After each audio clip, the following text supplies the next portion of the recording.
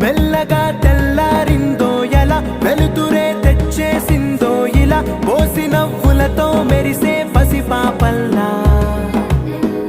చేదతో బావులలో గలగల చెరువులో బాతుల ఈతల కళ చేదుగా ఉన్న వేపను నమిలే వేళ చుట్ట పొగ మంచుల్లో చుట్టాల పిలుపుల్లో మాటలే కలిపేస్తూ మనసారా మమతల్ని పండించి అందించు హృదయం.